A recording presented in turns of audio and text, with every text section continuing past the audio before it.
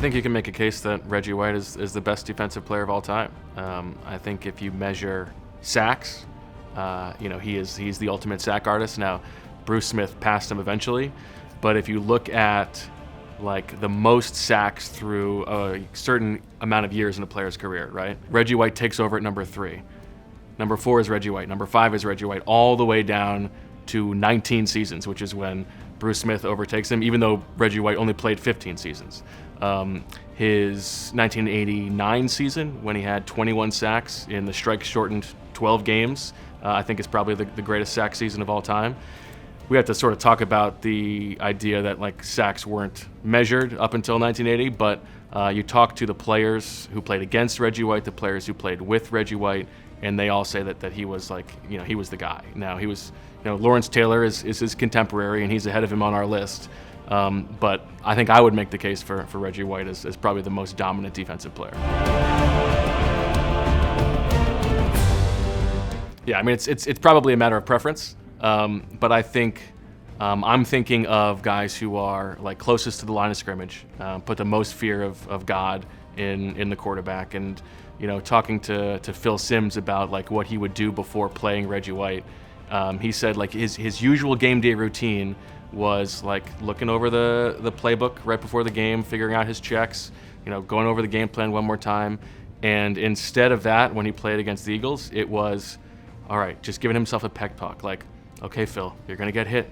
You're going to get hit today. You got to stay tough. Like, you just got to, you got to keep going. And that was sort of like the fear that defensive line, in addition to Reggie White, put into opposing quarterbacks. I think one measure of, like for reporters, there's like a truism of how willing like people are to get back to you. It sort of tells you a little bit about the subject. And so like reaching out to Jeff Fisher and Wade Phillips and Phil Simms, and even guys who played against him, Max Lane, who was the Patriots offensive lineman who gave up 3 sacks to Reggie White in the Super Bowl. All those guys were like ready to hop on the phone and talk about Reggie White because that was sort of the player and to them the person that he was. Yeah, that's when you talk to his teammates from those 80s and early 90s Eagles teams, they all talk about just like his gregarious personality.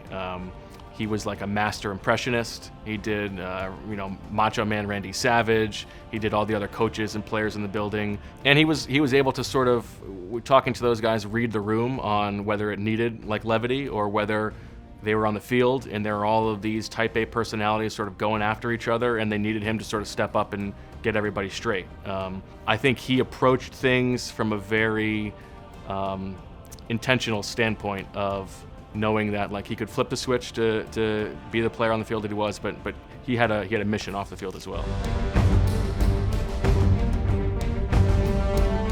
Yeah, some guys talked about that, and Jeff Fisher talked about this as well. He was on that staff and eventually was the defensive coordinator. But that 46 defense, it's all about getting one-on-one matchups up front for the defensive line, and nobody could block Reggie White one-on-one. And talking to guys about why that worked so well, it's because he got off the ball so quickly, and so tackles had to get out as fast as they could. But if you overstep just a little bit, and if you're leaning a little bit too much to the outside, then all of a sudden that hump move comes around and he just sort of clubs you out of the way. But guaranteeing one-on-ones, because nobody could stop Reggie White and because he was playing with amazing players like Clyde Simmons as well, it really was the perfect match. And Phil Simms also talked about his offensive coordinator. Like they just came up with a blocking scheme on the fly against the Eagles, which was whoever is not one-on-one with a guy, you're just going to double team Reggie White. Whether that's like the left tackle coming across the field to help out the right tackle, we got to do whatever we can to stop that guy. Yeah, that's interesting. I think there is a real lament in Philadelphia about those teams never getting over the hump. I think you could argue that like for a few years stretch, they were the best defense of all time. If you're sort of going beyond one season, the talent was certainly unbelievable. But they couldn't get it done in the playoffs. But I think the real lament in Philadelphia with Reggie White is that they let him go, and it's why Norman Brayman, the owner, is a villain in Philadelphia to this day.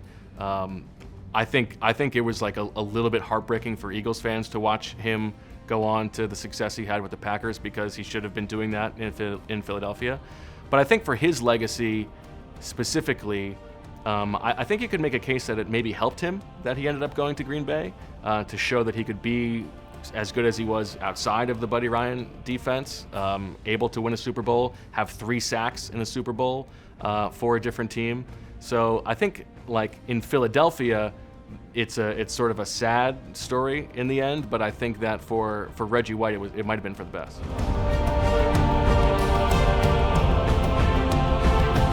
I think it starts with, like, how do I get the best matchups for my best players, right? And so you saw the Eagles and the Packers as well, moving Reggie White around the defensive line, sometimes getting him head up on the center, sometimes moving him outside.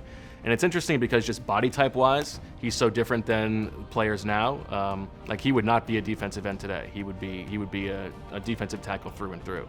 But I think the legacy is that it's all about finding the best ways to get one-on-one matchups for your best players. And I think that's obviously a smart thing.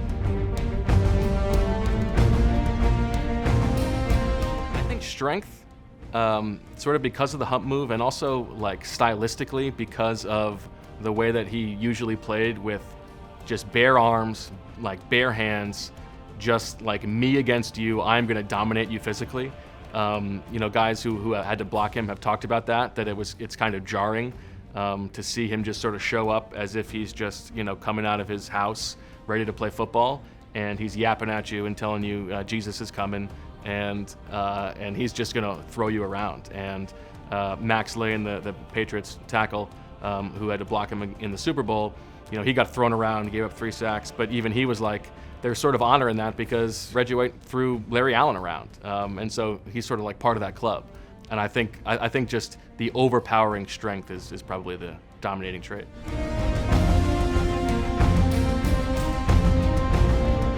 Yeah, so Jeff Fisher tells this story of I think it was the '86 preseason. The Eagles had, like, joint practices with the Lions, and Reggie White lines up one-on-one against this unknown Lions offensive lineman and just demolishes the guy. And the offensive lineman starts barking at him, saying whatever it is, like, it's not going to happen again. And so Reggie sort of bides his time. He waits in line, like, jumps somebody else so that he can go up against the guy again. And he tells him, Jesus is coming. Jesus is coming. And he, like, runs the guy over, all flat on his back. And then he just bends down and he says, Jesus is here. And I think that's sort of like the kind of thing where whether it's true or not, it's the kind of story that people tell their friends about Reggie White because it's sort of the thing that he would do.